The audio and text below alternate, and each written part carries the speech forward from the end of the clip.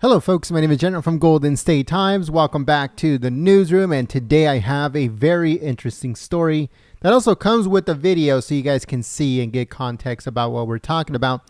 But this one comes courtesy of goldenstatetimes.com. Again, that's www.goldenstatetimes.com. And a Saudi prince slams Reuters and its journalist for publishing fake news and falsifying comments. Comments that were made that, according to Reuters, OPEC Plus is siding with Russia to cut oil supply. Now, they did a press conference yesterday, OPEC Plus, where they said that they were going to cut production by 2 million barrels. 2 million. Once again, this comes courtesy of goldenstatetimes.com. And it says oil cartel OPEC Plus and Russian-led allies have announced a major cut in output, 2 million barrels a day. And it says that this cut will drive up prices of gasoline and increase pain for Western nations that are already struggling with skyrocketing inflation. In Vienna, ministers from OPEC and OPEC Plus and a group of 10 exporters led by Russia agreed to reduce production by 2 million barrels a day starting in November. It says they agree was in a slap to the face of Joe Biden, whose administration had led a frantic diplomatic, according to them, mission to convince OPEC Plus and its members to vote against that production cut, which didn't work out for them. In the previous videos that we just published, we told everyone that the price of gasoline is going to go up. A lot of information was given on that video. If you haven't seen it, I'll put it at the top of the comments below. But on this video, at that press conference, Reuters thought it was a good idea to start asking questions. Well, the guy that is the Energy Minister of OPEC Plus by the name of Abdulaziz bin Salman got a little agitated because he explains how he spoke to Reuters and gave them official comments from the Saudi family, from the Saudi government. And even though they got the comments directly from him, which he's a representative of OPEC Plus, he's the energy minister, and he's also part of the Saudi family, they still chose to use an anonymous source as their source when it came to publishing news. So he was very angry about it. So let me show you guys real quick what he actually said, and we'll go on from there. So just give me 1 second here, and let's get right into it.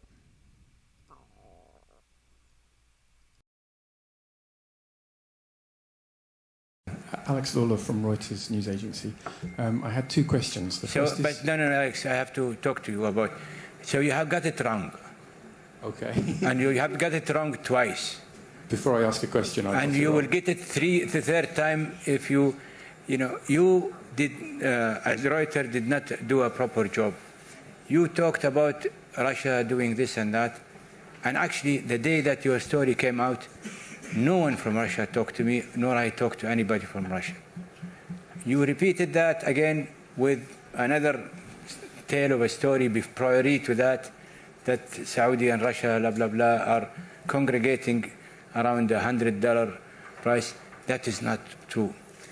And I spent 20 minutes from one of your respected members of your bureau in Dubai, explaining to her, or actually 25 minutes, why we don't go as Saudi Arabia for price targeting. And that 25 minutes went in vain, and I really don't like that. I acted in a very respectful way, emanating from respecting the agency, And I think, but you elected to choose a phantom Saudi source. Sourcey source, if I can do it as British as I could. But if you have questions, direct it to others, but not me. I'm not talking to Reuters until you respect the source, which is the Energy Minister on behalf of the Saudi government. Okay, thank you. I won't ask. So you ask the questions to any of my colleagues.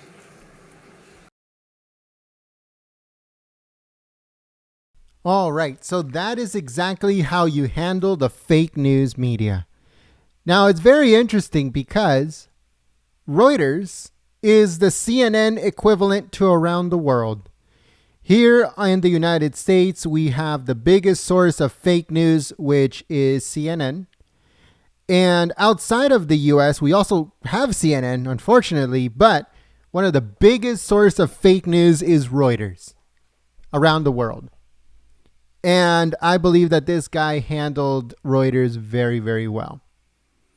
He said, you got it wrong once, deliberately, falsely accused them of doing something. Then he sat down with Reuters to kind of like set the record straight, make sure that they got the right information. And they did it the second time too. And now they wanted to do it for a third time. And he told them to shut the hell up. That he will not talk to Reuters, that he will not do interview with Reuters. Why? Because they falsified his comments. They chose to go with anonymous sources that don't exist. And instead of getting the answers from him directly. And that's exactly how you handle these people, because they will flat out lie. They want to link Saudi Arabia with Russia. Because Russia's the boogeyman right now, right? The whole issue with Ukraine or whatever.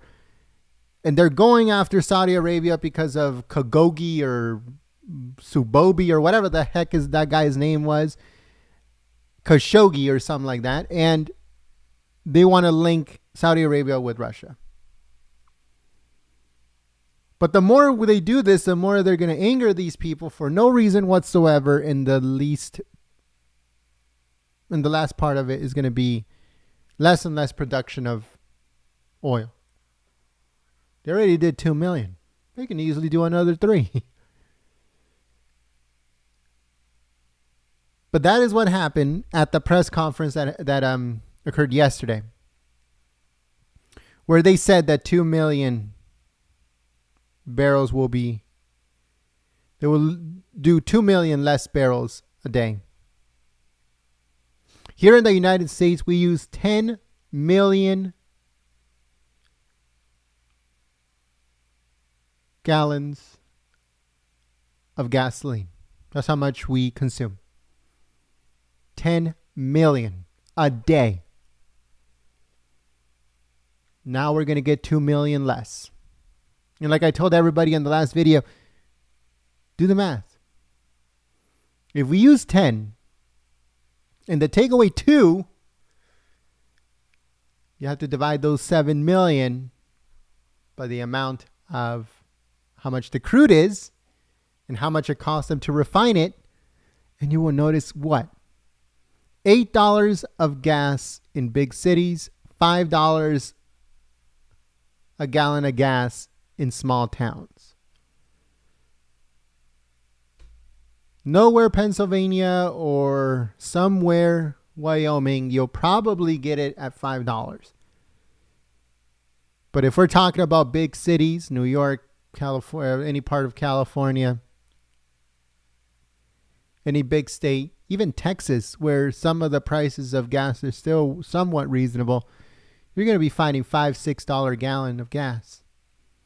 California, LA, and stuff like that, forget about it. You're going to find $8 to $9 a gallon of gas.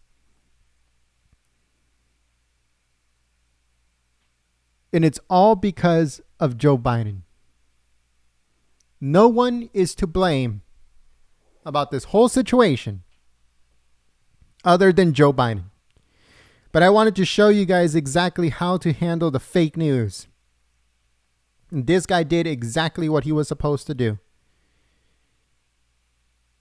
But it's only a matter of time. Like they said, they're going to stop production of, give 2 million barrels less every single day, starting in November, right before the holidays and all the other stuff. And no one, again, is to blame other than Joe Biden. But let us know what you guys think about this whole situation in the comments section below. Again, if you guys missed the first video regarding oil prices, regarding the production of oil and the price of gas going up again, it should be coming up on your screen. It's interactive. Click on it. It'll take you to that video so you guys can get a little bit more context regarding this video. If you guys found this video informative, then make sure you click the thumbs up button. You share it on social media. If you're new to the channel, subscribe and click that notification bell. And don't forget to visit our website, goldenstatetimes.com. Again, that's www.goldenstatetimes.com. Thank you so much, folks. We hope to see you on the next one. But until then, my name is Jen, and I'll see you soon. Peace.